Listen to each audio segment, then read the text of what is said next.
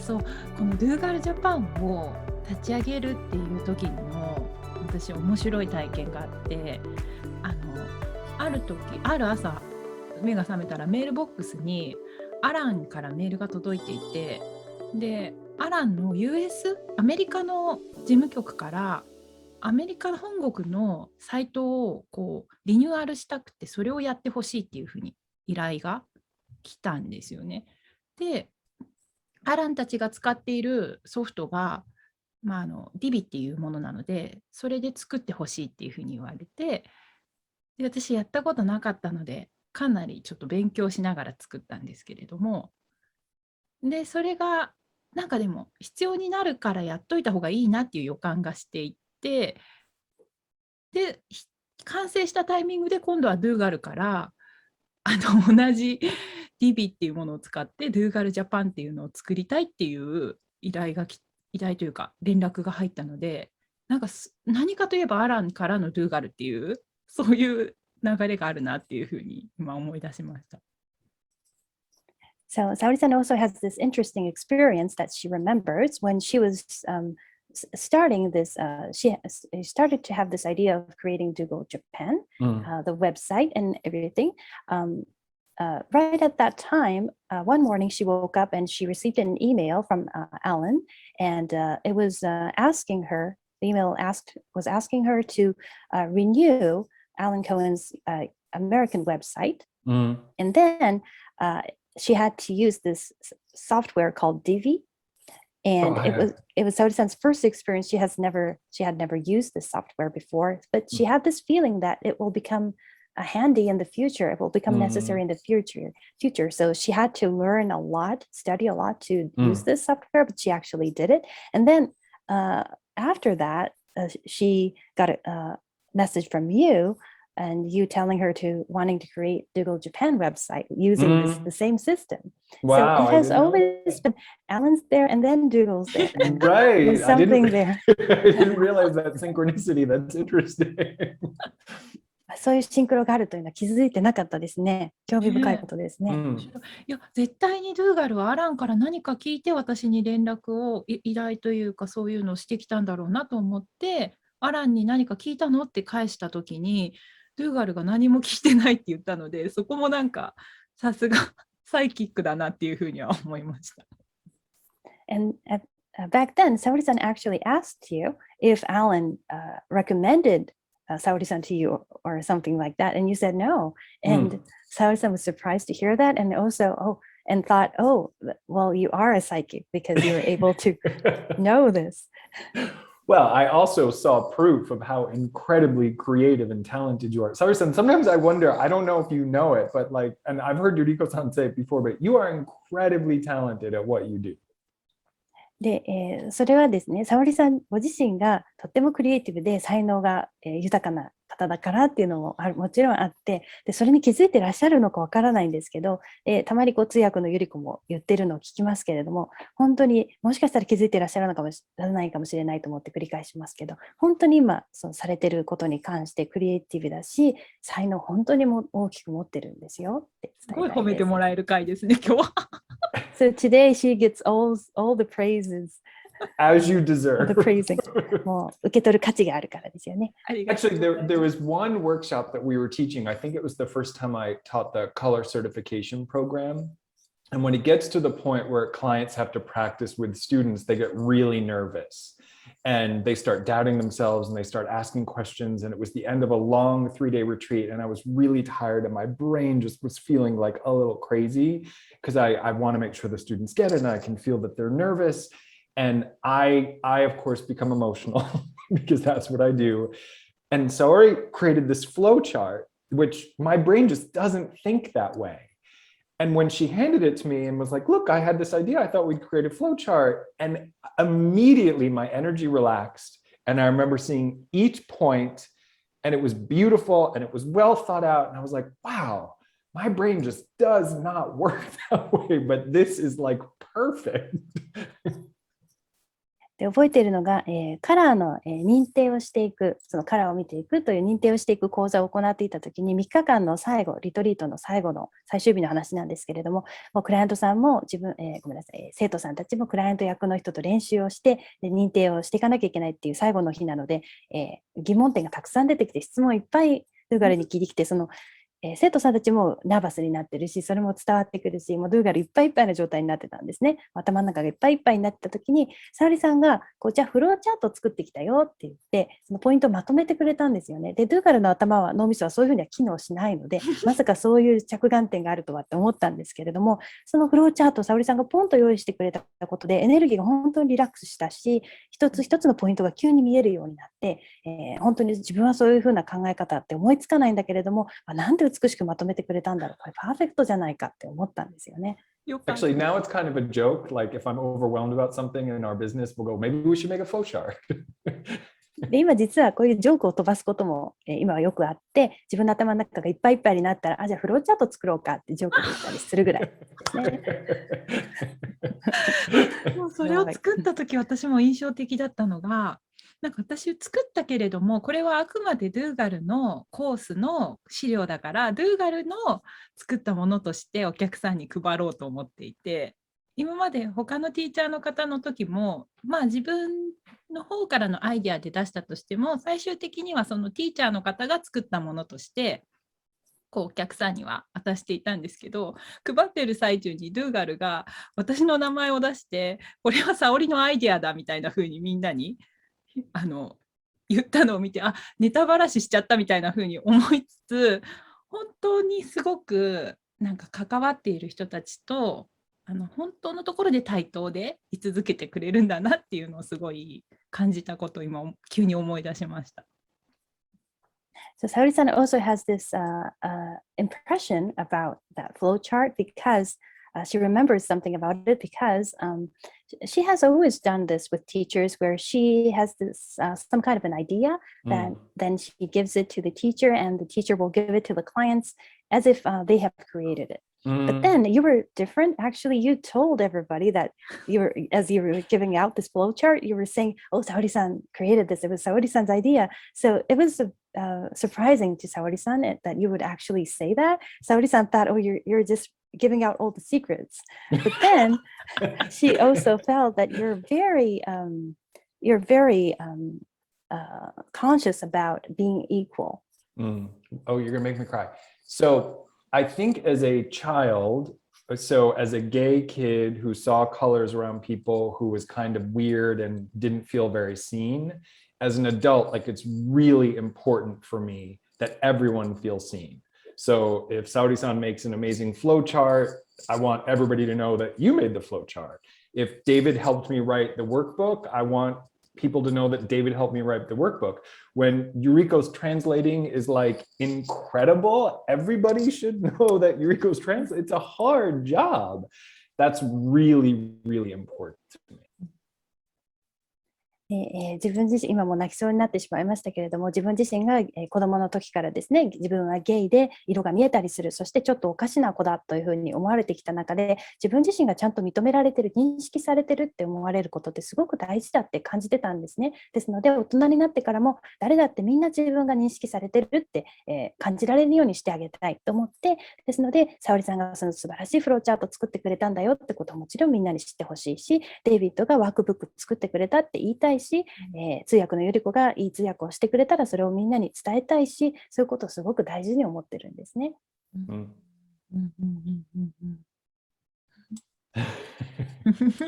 ちょっとしんみりして。We're all touched. Yeah. Well, I mean, and anybody watching, you know, if your husband or your mom brought you a cup of tea, like sometimes we forget to say like, hey, thanks for preparing this cup of tea for me. Or if you go to a cafe and someone makes a beautiful lunch, you know, the chef took time for that and the waiter or waitress is bringing it to you. Like, to me, it's such a simple but powerful act of like recognition. And it's something lacking in the planet right now. There's so much sort of divisiveness. But I feel like when we look at each other and we validate what someone's done or who they are or what they bring to the world, I think it's really important energetically. 例えばこれをご覧になっている皆さんもですね、じゃあ今日旦那さんがとかお母さんがとか誰でもいいんですが、自分にお茶を入れてくれた人がいたとしたら、お茶入れてくれてありがとうって伝えたりするってすごく大事なことだと思っていて、例えばカフェやレストランかなんかに入ってランチを頼んだら出てきますよね。そしたらそれを時間を取って作ってくれたシェフの方に感謝したり、運んできてくれたウェイターさん、ウェイトレスさんに感謝したり、そういうことってすごくシンプルなことだけれども、相手を認識してあげる、この相手の存在やしてくれたことや、もたらしてくれているものを承認してあげるという意味でとっても大事なことだと思っていて、今私たちのこの惑星でそれが欠けているものだとも思っていて、ですのでエネルギー的に重要な行動だと思ってるんですね。そうですね。なんかこのドゥーガルジャパンのコミュニティを作っていくときに私もそういう思いがそういえば出てきたなっていうのを今思い出して、なんか単にティーチャーと生徒みたいな、よくあるようなスピリチュアルリーダーと学ぶ人たちみたいな、そういう関係性ではなくて、本当に一人一人がなんか尊重されていたり、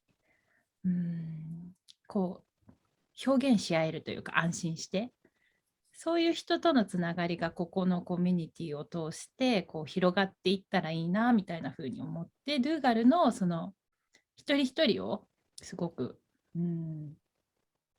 何ですかね、一人一人の存在を認めてくれるというか、安心して自分を出していいんだって思わせてくれる、そのエネルギーと一緒ならそういうことができるんじゃないかなってすごく私も最初に思ったのを今なんか思い出しました。So hearing that makes Saori-san remember that when she was starting this Dougal Japan community, she remembered that she wants to create a place where people can feel precious about the other person and also feel safe to be able to express themselves.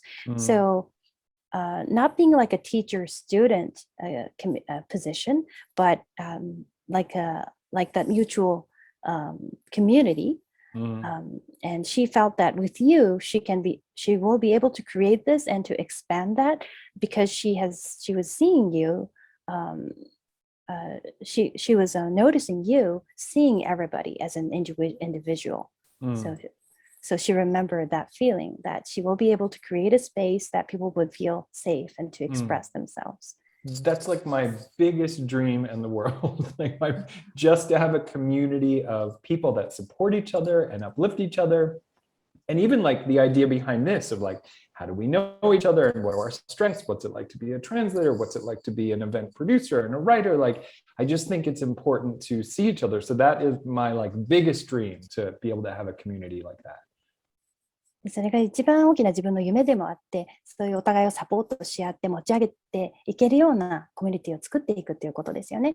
で、この今、お互いこうして3人でシェアしていることも同じで、お互いの長所をちゃんと認めてあげるというようなことも今意識しているのもそれと関連していて、通訳をしていることとか、イベントプロデューサーをしている、ライターをしているとか、そういうことをちゃんと素晴らしい面を持ち上げていってあげるというのも同じ意識で今していることなんですよね。Even working as with the translator, like with Yuriko-san, I don't know if this is your experience, Yuriko-san, but it's very intimate to me to work with a translator. And I've worked with a fair amount at this point now, but there's like a rhythm or I don't know, it sort of becomes almost musical in a way when translating is flowing and you can feel it. And it's a very intimate experience. That's my experience. I don't know about you.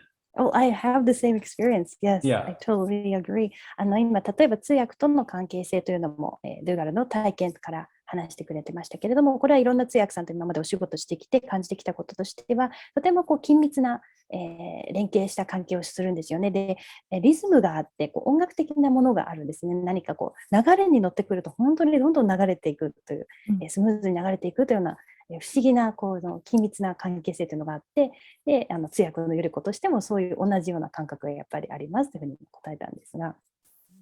And I was so nervous, Yuriko-san, that first time in Tokyo. And I think there were like 250 people in the audience. It felt big to me. There were a lot of people in the room. And I was so nervous. But I would look over at you and was like, this is grounding. and I trust her, and she feels soulful and like a wonderful person, and it was really helpful. Oh, thank you. You're making me cry.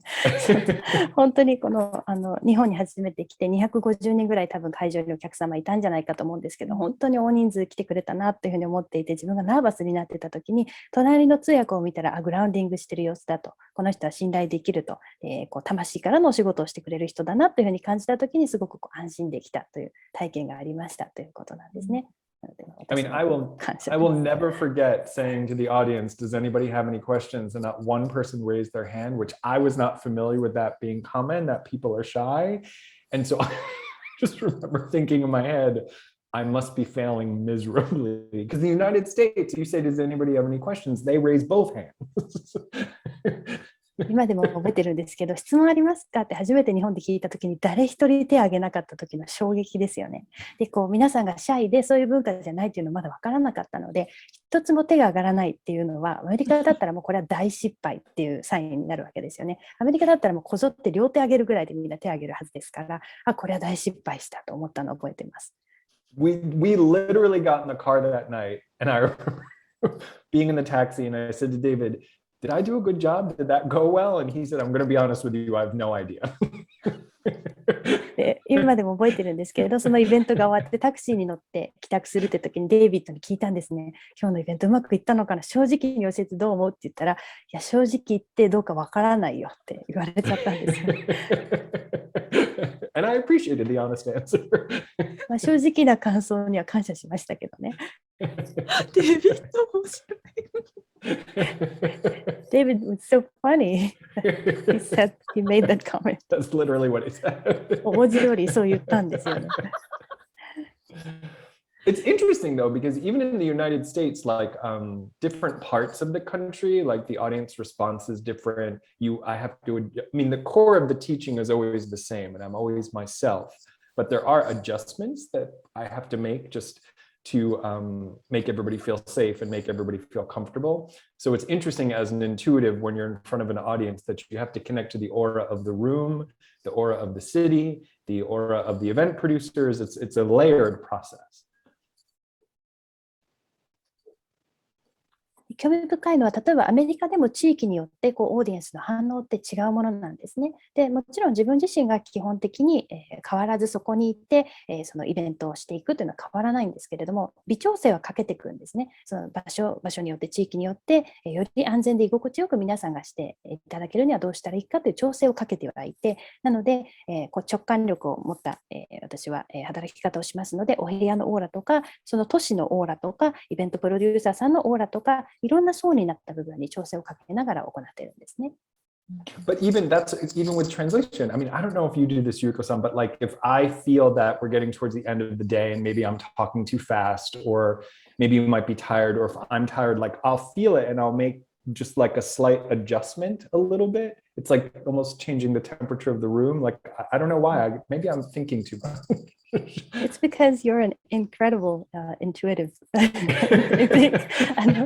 まず通訳さんとも同じようなことをするというふうに今ドゥーガルが言っていて、例えばだんだん早口で話してたけれども、もう少しで時間的には締めくくりに向けていかなきゃいけない、終わりにしていかなきゃとか、通訳さんちょっと疲れてきたかなという時は自分が自然にそれを感じ取ってちょっと、ゆっくりめの口調に変えたり調整をかけたりするんですけど、ちょっと気にしすぎなのかなっていうふうに今ドゥーガル言ってたんですが、それはすごい素晴らしい直感力を持ってるからきっとそれができるんだよというふうに私から言いました。Actually, it was partially the motivator to want to study more Japanese for myself and for David, because a lot of times during events, we would have maybe lunch with clients or with staff afterwards. And I know that when I've been speaking all day, sometimes during that period of time, you just want to break and not to talk too much. So if Yuriko-san is there and then people want to ask questions and she has to translate, like she's not getting a break. So we would practice ways to like make conversation, like どこに住んでいますか? 今日は何をしますか? Like just to like keep it going so the translator could get like a little break. Well, that's so amazing and sweet of you.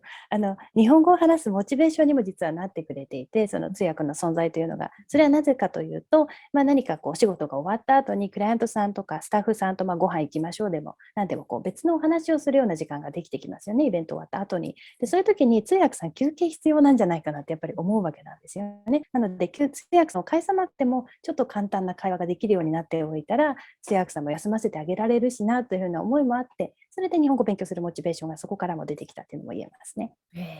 You could always tell with the plates because everyone would finish eating except for the translator because they were speaking on both parts. And I'd always think, oh, that's not enough time to eat. でいつも通訳さんのお皿を見てこう状況を理解してましたよね。こうみんなが食べ終わったのにお皿にいっぱい食べ物が残ってるっていう通訳さんの状態を見たら、あ、両方の分を喋ってたから通訳さん食べる時間足りなかったんだって気づいたりしました。確かに。But I just have to say, my what is sometimes like obsessive observation can sometimes be too much. Like I have to learn how to turn that off too. でも時々その観察力を使いすぎる、やりすぎるっていう面もあるって分かってるので、オフにしなきゃいけない時もあるって思ってます。確かに、すごい気づくんだなって今思いながら聞いてました。Yes, Mori-san was actually amazed at how many things you were noticing by hearing your story. It's a little much sometimes. ちょっと気づきすぎる時があります。ゆりこさんの日本語、英語を訳している時の日本語をよくドゥーガルがすごく聞き惚れているのを私も覚えて、なんて素敵な響きっていうふうに言ってるの。ありがとうございます。So, Saori-san remembers that you were just indulging in the Japanese that I was speaking as I was translating. That it Sometimes I would have to remember that I was working because it was such a lifelong dream that I would have like an outer body experience when Yuriko was translating, and I would just like watch and think, that is so cool. And then I'd have to sort of like hit myself on the shoulder and be like, I need to focus. その時々自分が今仕事中ってことを思い出さなきゃいけなくて、こう肩ポンポンって叩いたり自分の肩叩いたりしてましたけれど、こう日本語のこの話されてる環境にいるって本当に夢だったので、こう通訳さんが通訳してるのを聞きながらはなんてクールなんだろうって思って聞き惚れちゃったりすることがやっぱりあったんですよね。なので肩ポンポンって仕事中ってやってました。You probably don't remember this, Yuriko-san, but my memory on the first trip was that I had said, I think maybe I'll start taking lessons again. And you really sweetly said, you so obviously have a passion for it, and I really hope you follow through with that. And when we got back to Los Angeles, I think I called a language school within like 2 days. And that's partially because of your encouragement.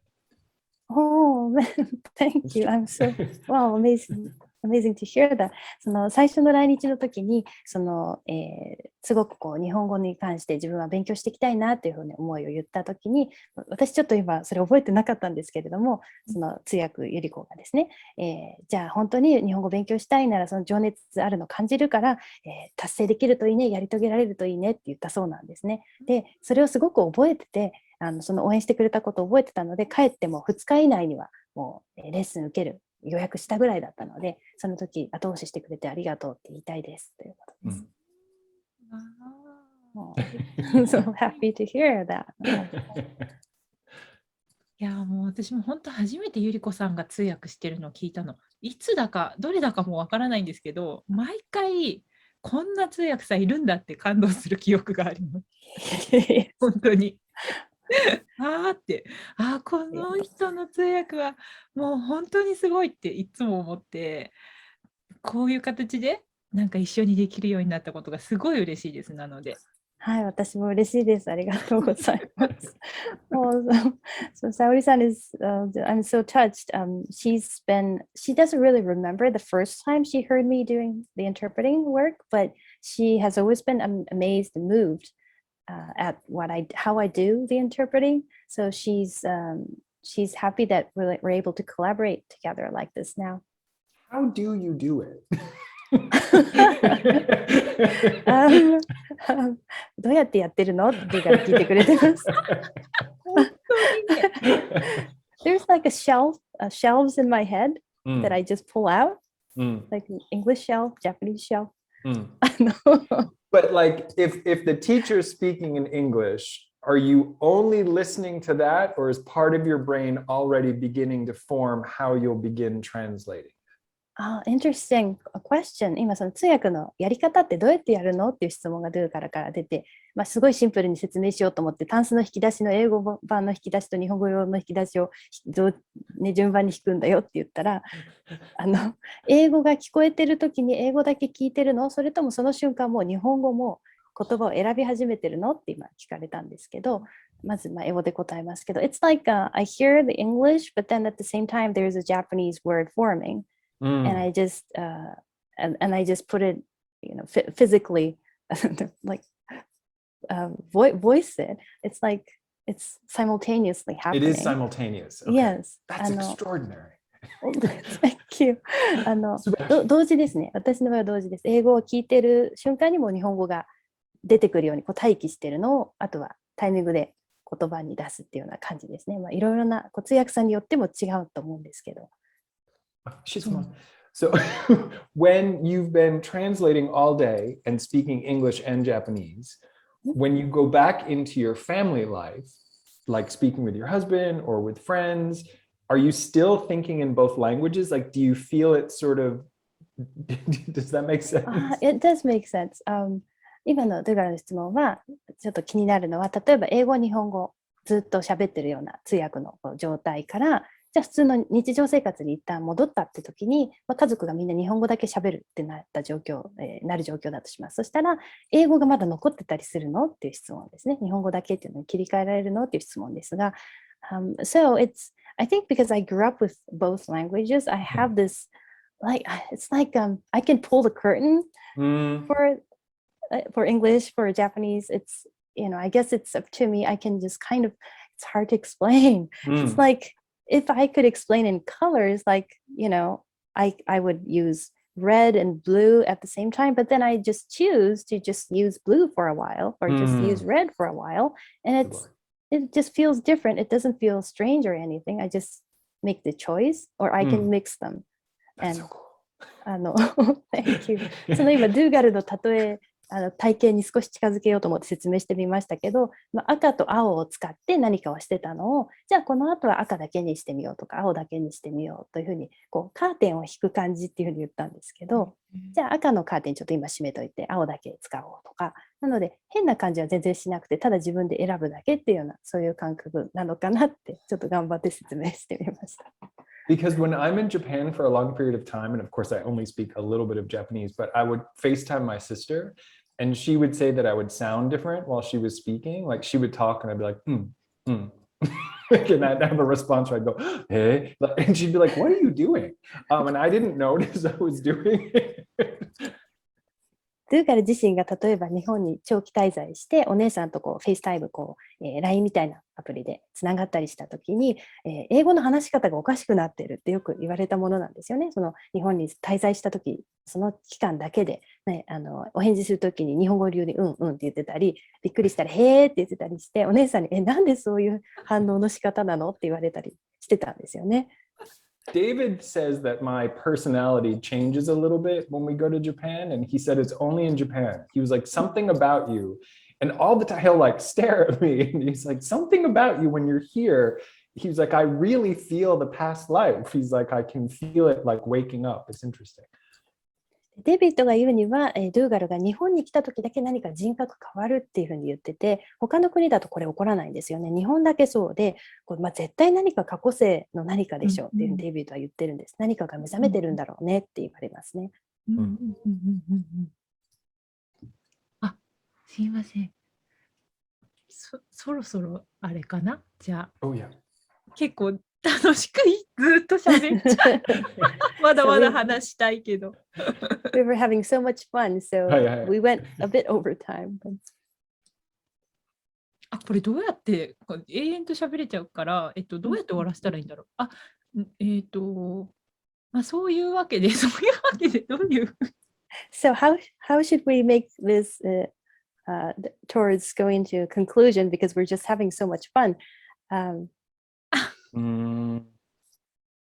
I think if we just call this like a behind the scenes, and you know, each person that's on the channel and how we know each other. I mean, I don't know, people, if they're not into it, that's okay.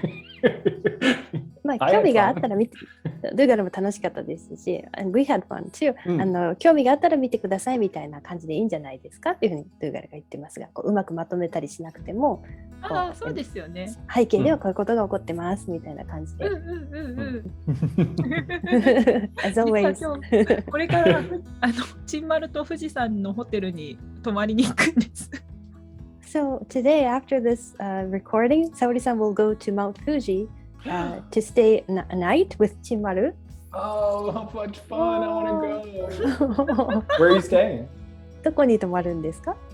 ワンズリゾートっていう犬のためのホテルです。It's called One's Resort. One means、it's a barking sound for dogs. So it's a hotel resort for dogs. Hawaii One's Resort. I have to check that out. Hawaii. Please send pictures. 写真送ってください。はいはいはい。ありありがとうございました。楽しかったです。Thank you. It was a lot of fun. 楽しかったです。I agree. ありがとうございます。はい。